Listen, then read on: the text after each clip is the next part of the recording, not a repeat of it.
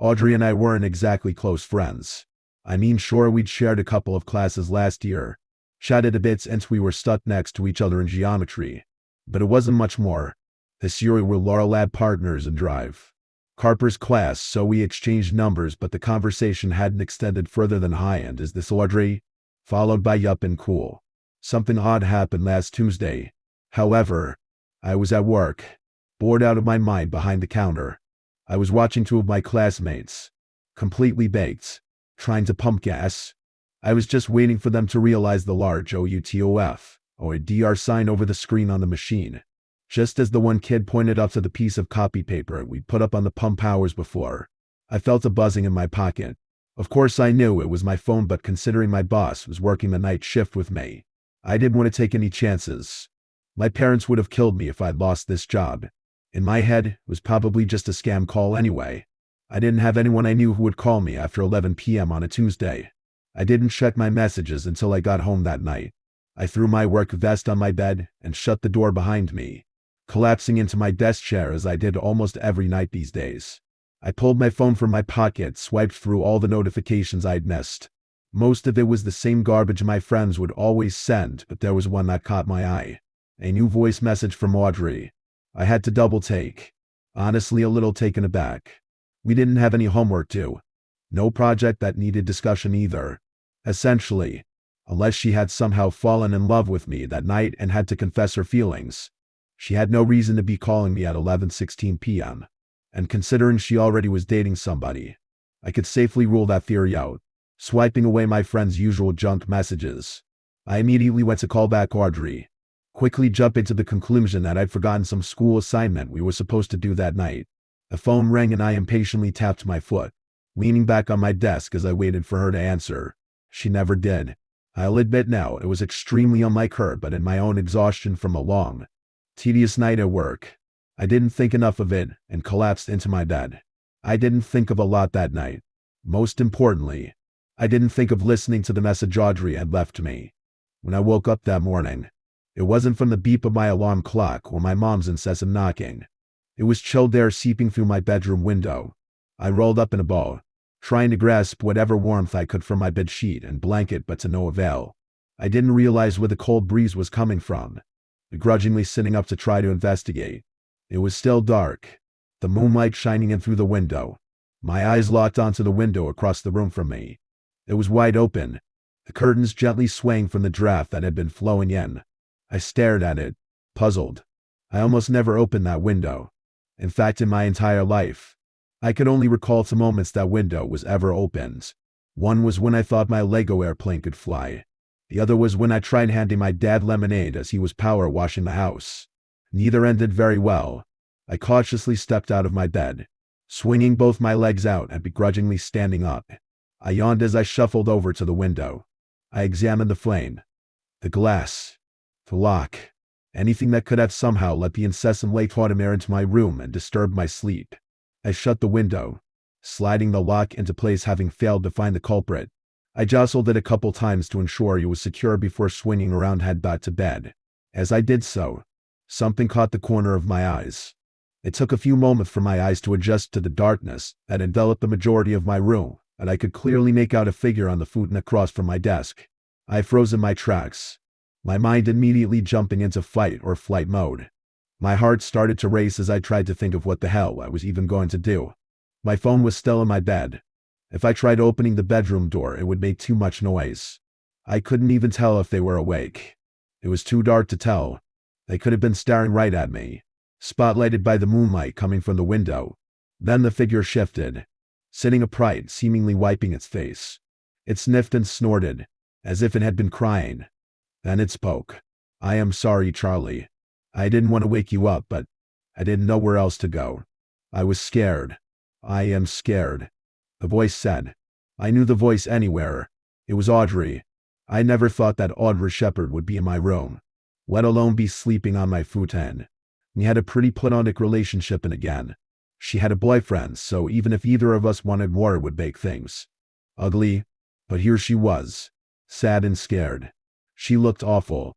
Her hair was a mess, and it seemed she had scraped her arms climbing in through the window. She had dry tears down her cheeks and her eyes were tired and washed out. I switched on my desk lamp and immediately went to her side. What the hell happened? I asked. She put her head in her hands and tried to hold back tears. My dad. Someone took my dad. Wait, what? Are you serious? I asked, finding her statement a little hard to believe. Audrey had always been a pretty grounded person. In our board during geometry, there would be more than a few times we'd discuss hypotheticals to try to pass the time. I generally would think of the more far-fetched answers and Maud pretended to be more realistic with hers. She always seemed to ruin my fun. With that in mind, I immediately knew she was in fact serious. Why yeah. I mean, I could hear everything. He sounded so scared. All right, listen, I'm sure there's a perfectly reasonable explanation for whatever happened. And maybe your mom. She had nothing to do with this. Audrey snapped, shutting down my suggestion quickly. She took a deep breath. Besides, I didn't see a car. Then who the hell was it? I questioned. Audrey hesitated. Well, it looks like a man was in the hallway. I never saw him. Just his shadow against the wall. The lights were off anyway. I was so scared, Charlie. I couldn't move. I didn't move. Not for an hour maybe. That's when I called you. And of course I was stuck at work with Roger all night. Fuck, I wish I answered that call now. It's okay. Really. I mean, it's not like our calls have really ever been about something fun. Oh, or important, honestly. She tried to break a smile. It's always complaining about drive. Harper while struggling with chem assignments. I'm not sure I'd risk my job just to hear that. Hey, come on. Those conversations are fun in their own right. I argued, trying to lighten the mood a little. She broke a smile for a moment and shrugged. I guess so, Audrey admitted. See, can I ask come? I paused, questioning whether I should ask what had come to mind. Why didn't you call the police? Or anybody else? Honestly, her face quickly sank back into reality, the fear returning to her eyes. The cops, they told me to call back if he didn't show up in 48 hours. To whole days. Said they can't file a missing persons report before that time period had been reached. And who else would even believe me? Carl is a great guy and all, but I honestly think he'd call me crazy if I told him everything that happened. Audrey, you haven't even told me everything. I mean, what exactly did you hear? She didn't respond, just staring at me with her sorrowful blue eyes. She looked down, playing with her fingers for a moment before letting out a sigh. I had started with the crying. I could hear him sobbing. Then, I heard him dragged out of bed, fucking violently down the stairs. She paused, trying to contain herself. Fuck, sorry, I moaned. Hey, listen, it's alright. We can just wait until the morning if you. And no, it's okay. She took a deep breath. I could hear every single hit his head took on every single stair. It's like it was intentional. I even counted our staircase afterward. 15 steps, 15 bumps. And when he reached the bottom, I heard a crack. Then a scream. He was slid across the wood floor and outside.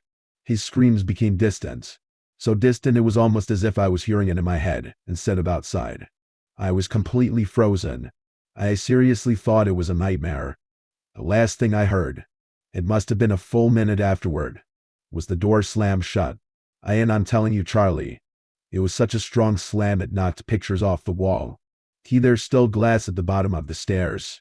I didn't respond. I mean, honestly, how could I have? What I had been told was ridiculous. It was crazy. It was insane. But this was Audrey. It wasn't some lunatic. And we weren't in New Hampshire State Hospital. This was Hillsborough. The only claim to fame we'd ever had was being the childhood home of Franklin Pierce. But who was anyone kidding? Nobody could even remember what number president he was, or that he was a president at all. Why, you don't believe me? I am so stupid, I should have known this was. Audrey, I interrupted her. I don't know what happened to your dad, but I know you wouldn't lie about this. I believe you it, despite how fucked up this all is. She quickly wrapped her arms around me in a tight hug, resting her head on my shoulder. You have no idea what that means to me. Charlie. Thank you was mostly unjustified as I die. God, thank you so much. We both quickly realized that as the first rays of sunlight began to lighten the night sky, we'd have to go to school that morning. And because my parents wouldn't exactly approve of a girl It maybe met twice staying over in my room without their knowledge. We both thought it best that we get out of the house before they even wake up. That landed us in the parking lot of Hillsborough Diner far before either of us would normally dare wake up. I gave Audrey an old sweatshirt from my closet to cover up the tears made in her t-shirt for the climb up the tree and band-aids for the numerous cuts on her arms and hands. She owed us a fresh box. Sitting down at the counter. The diner was surprisingly busy for 6 in the morning on a Wednesday.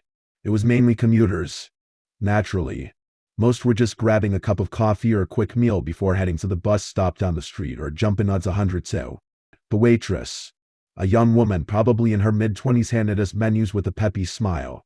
You guys are up pretty early. School doesn't start for another hour or so, if I remember right.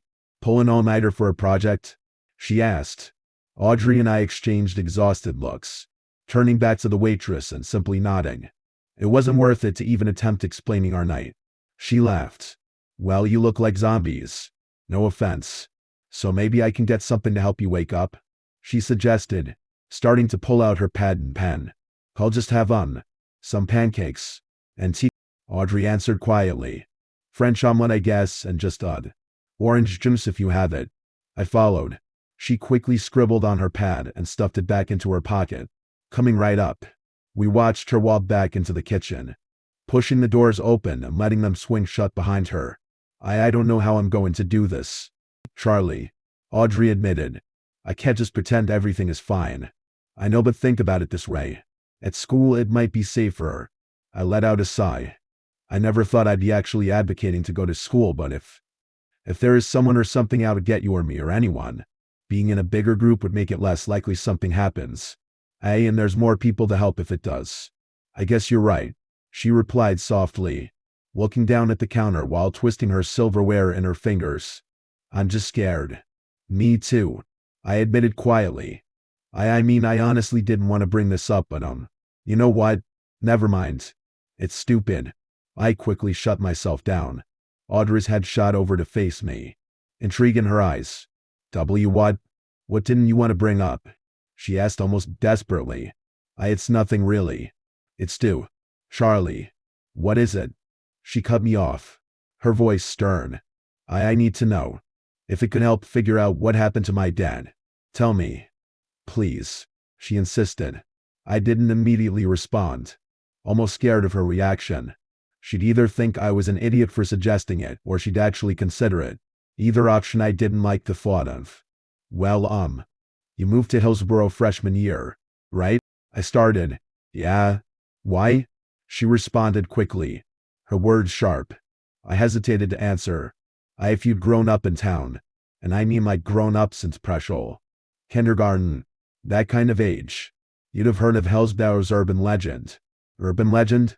What the fuck are you talking about? It's a local story. You know, like Bigfoot or the Mothman, Jersey Devil, that kind of thing. Yeah, I get what an urban legend is, Charlie. What does it have to do with what happened to my dad? She replied, almost annoyed at my dancing around the topic. And nothing. Honestly, it's just a story. Well, I want to hear it. I don't give a shit if it's just a story. All right. Jesus. It's not even a real story. I don't know if I even remember the whole thing. I probably haven't heard it since 7th grade. You totally do. Come on out with it. Fine, I groaned. Hillsborough is a boring town. I'll be the first to admit it. But like most boring towns, the people who live there tend to try to find ways to make it interesting. To put it on the map. Make a name for themselves. I'm not sure who came up with the story of the Weeping Widow, but whoever they are, they were a bit messed up in the head.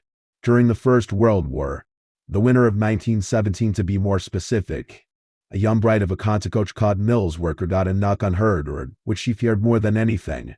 2 army officers handed her a letter that her husband was dead, probably blown to pieces by an artillery shell or machine gun fire. People forget how gruesome World War I could be. She was heartbroken. The love of her life stolen from her far too soon. Their home, isolated from town at the base of Thompson Hill, is now a prison where she would only be reminded of the world she lived in before her husband had been killed. She stopped seeing her friends, family, and soon stopped leaving altogether. For weeks people thought she had gone and left town along with the memories of her lost love. However, they were wrong. The widow walked from her home, now disheveled, starving and aggrieved. She walked into the center of town, uncontrollably crying with dark black stains around her eyes. Then, in broad daylight, jumped from the Hillsborough Bridge into the Confront River with the whole town watching. Some people had been more brutal with the details than others, but for us as kids, it was kept pretty PG. Nobody knows what happened to the body. Honestly, there is no record of the event even happening. But the story became that of folklore. A ghost story of a lost widow you could hear quietly sobbing through the woods.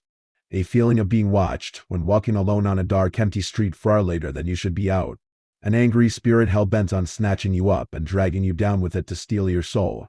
That was the real impact of the Weeping Widow. Another monster story, meant to keep kids home in bed at night.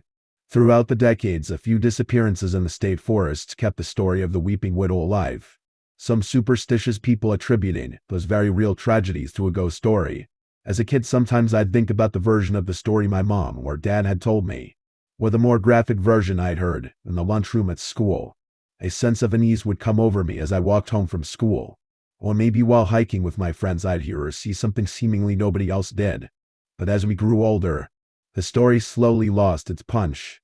It had gone from a terrifying tale parents used as a scare tactic to a high school bonfire story I had heard told on more than one occasion lightheartedly. I even remember a few seniors went on a hut one Halloween to try to get a picture of the widow. Ultimately, we all grew up. Monsters weren't real after all. When I'd finished telling the story, or the latest version I'd been told of it, Audrey looked at me with a bit of disbelief. How the hell have I never heard this? She wondered. I seriously can't. Audrey, stop, I cut her off. I let out a sigh. It's a story. A local folk legend. Please don't tell me you're actually considering this a possible explanation. She didn't respond, her eyes looking down at the counter almost with shame. I just want any explanation.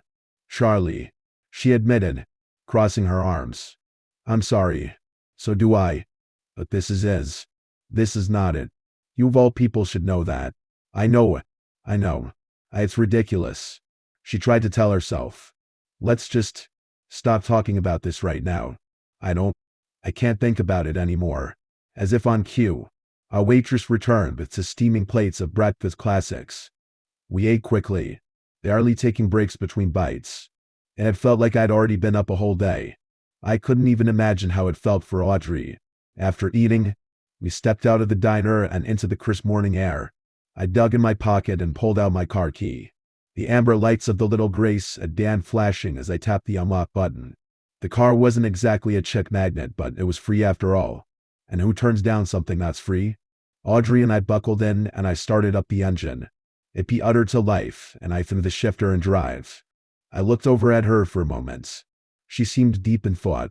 She hadn't said more than a few words since I told her the story of the Weeping Widow. I was worried about her, and I'd been kicking myself for even mentioning the damn ledge, and in the first place.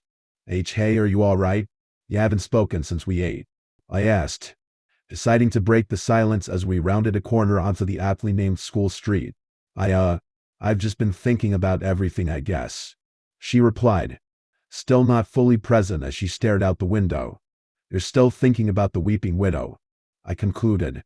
She didn't respond, just kept her eyes on the moving greenery outside. We need to start thinking seriously. Audrey, I'm being dead fucking serious. Charlie, what happened to my dad? I can't fucking explain. There's nothing. No logical explanation for why or how it happened. She took a deep breath. Listen, if you don't want to keep going in this direction with me, that's fine. But after school, I'm going to go to the library and see if there's anything about those disappearances you mentioned. Or about the widow herself. Just anything to help. I swung the car into a parking spot in the student lot and slid the shifter in park. The car rested and I shut off the engine, pulling the key from the ignition. Then, I turned to face her. Look, I am not leaving your side. You roped me into it. Now you're stuck with me. For better or for worse. I honestly doubt we're going to find anything at the library, but who the fuck knows? Maybe I'm wrong. I insisted. Really? You'll come with me? She asked, a bit of surprise and a hint of relief in her voice. Yeah? The fact that you came to me of all people last night for help, I wouldn't be able to sleep at night knowing I just abandoned you when you needed my help. I admitted. Her face brought out a small smile. Thanks, Charlie. That means a lot. As we walked through the doors of Hillsborough during high school, a strange feeling hung over me. Everyone was oblivious to what had happened last night. And yes, of course they would be. Neither Audrey nor I had said a word to anybody. Despite that, it still felt as though we were hiding something. We had to pretend that everything was fine. I'd never had to fake how I acted on an everyday basis. And as the doors shut behind us, we both had to relearn to be ourselves. I'll catch you in class. I seek Arletta's locker, Audrey told me, separating from me as she weaved through the morning rush to reach her boyfriend. Carl Pearson was Hillsborough's future baseball team captain. He'd always been surprisingly nice, ever since we were kids. I wouldn't say I was ever exactly friends with the guy, but he wasn't that typical athlete either. He and Audrey had started dating at the end of freshman year and they seemed happy together. Today, however, one half would be genuine while the other tried desperately to be. I was knocked out of my own daze by Ben, one of my best friends. He'd probably tried texting me 100 times since last night, but I didn't even bother trying to respond. Charlie, what the hell dude, where have you been? Didn't you get any of my texts? He asked with a bit of playful annoyance in his voice. It took a minute for me to answer, my mind starting to slow as the lack of sleep was finally catching up with me. Why, you know I had work.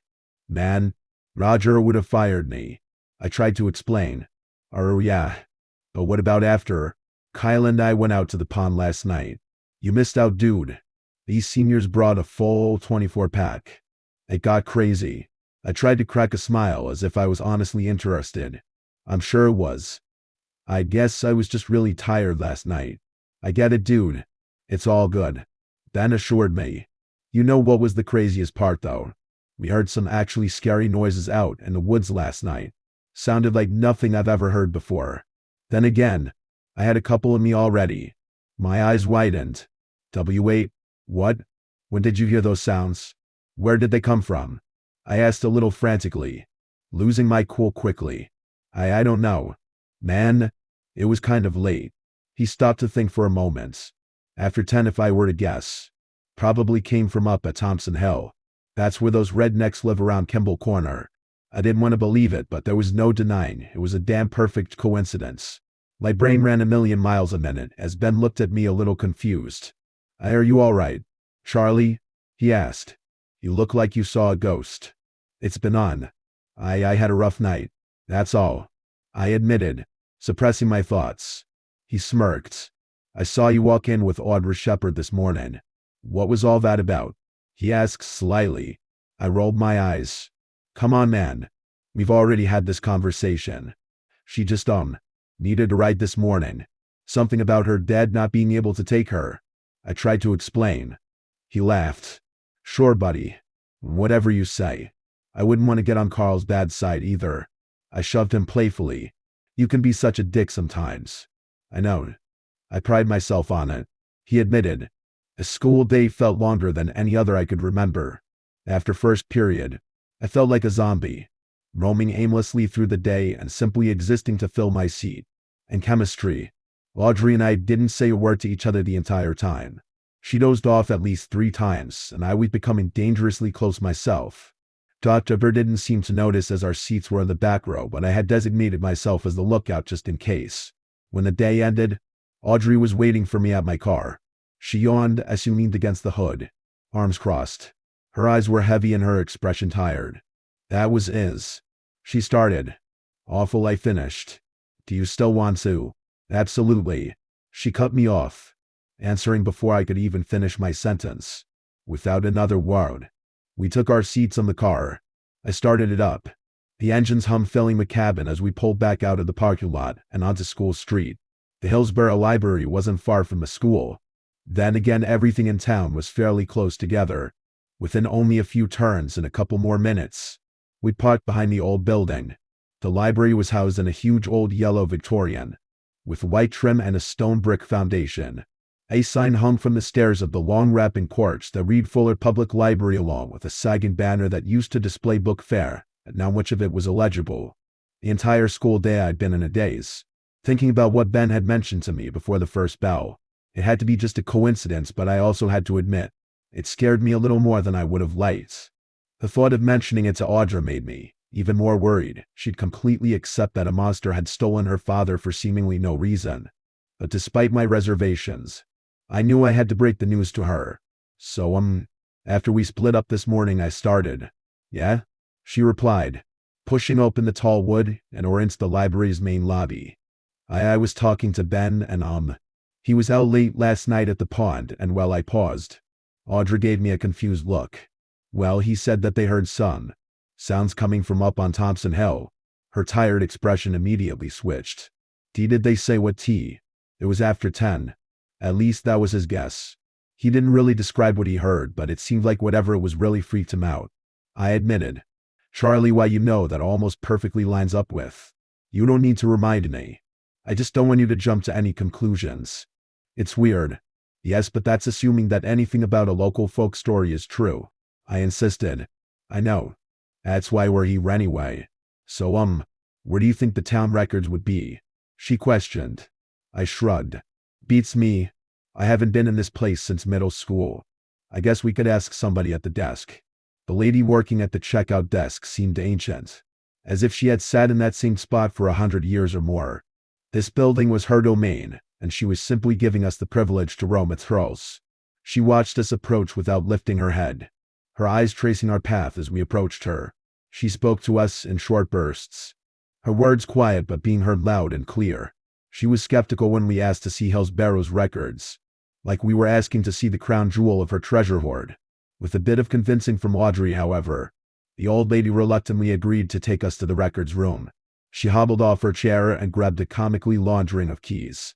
They jingled in her hand as we slowly followed her up the stairs to the second floor of the converted mansion. Reaching a solid dark wood door, she stopped short and began fishing for the right key. With a look of satisfaction, she took an old iron key and stuck it into the lock of the door, twisting it as the door opened with a satisfying click, instructing us to lock the door when we left. She gave the room a long scan with her eyes before leaving us alone on the second floor. The records room was not large, likely an old bedroom when the building had been a house. Now it was a plainly painted room littered with filing cabinets, computers and scanning machines. We split this small space in half, trying to compile as much information as we could about the town's urban legend. To be honest, I'm not sure exactly what drove me to dig through countless files for what was starting to feel like at least an hour. Audrey's purpose was clear, but my own I couldn't quite place. I wanted to help my friend. That was obvious enough. And I suppose my own curiosity was starting to get the best of me. And in the back of my mind, a doubt was starting to grow about how confident I was that nothing of the story was true. Perhaps I just told myself so many times it wasn't real. I simply started to believe it. We'd occasionally snatch a document from one of the drawers or save a file on the computer, but much of what we found had very little to do with the Weeping Widow. Audrey compiled everything on one of the open desks, laying out the documents in a rough chronological order in record time. Sometimes I forgot how smart she was, and more importantly how lucky I was to have her as a lab partner. I'd be screwed without her. We looked over everything, trying to put together some kind of pattern. Most of the documents were old, black and white newspaper clippings long yellowed and curling in the corners. Audrey had focused on trying to find any mention of the story from 1917, the supposed date of the event itself. I was more interested in putting together the missing persons cases I remember my parents telling me about. There was seldom mention of the Weeping Widow by me, but nice a couple of opinion pieces dating from the 1970s, as well as a weird history section of New Hampshire magazine, dating from the late 1990s. But after looking over everything, especially taking notice of the missing persons cases, lost hikers and uncovered remains, we both started to notice a pattern. We searched up the victims, some being Hillsborough residents along with a couple of tourists or travelers. They mostly lived very different lives, some from very different parts of the county and all from different times in the past century. But one thing was the same amongst them all. They had all lost their husbands or their wives. Audrey looked up at me with a sense of fear in her eyes, as we both came to that same conclusion. I gave her a confused reaction. What are you so nervous about? Doesn't look like there's been a case like this in 20 years. It's a weird coincidence. Sure, but I started nonchalantly, tossing one of the files onto the table. My dad was he is a widower, she admitted, sinking into the chair behind her. My stepmom Debra, she died when I was 13. That's actually why my dad moved us to Hillsborough. I guess he couldn't stand living in the same house they'd shared together. I didn't respond. Quietly taking a seat next to her, Audrey quietly started to cry, overwhelmed with more emotion than I could imagine. I tried my best to comfort her, my own thoughts racing 1,000 miles a minute. This still had to be just a big coincidence. It had to be.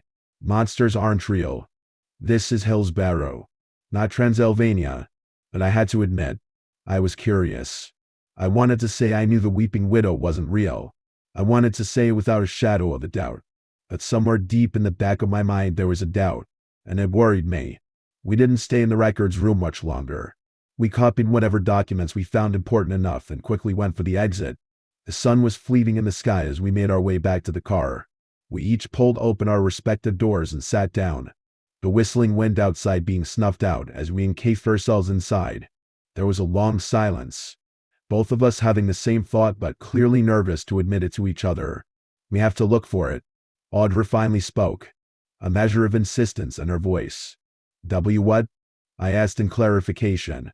The widow's house. We need to rule it out. Let's be honest. If we don't just go up there and prove to ourselves that there's nothing in that forest, it's going to be in the back of our minds forever, she explained. I knew she was right, but I also knew she didn't really believe what she was saying. And neither did I.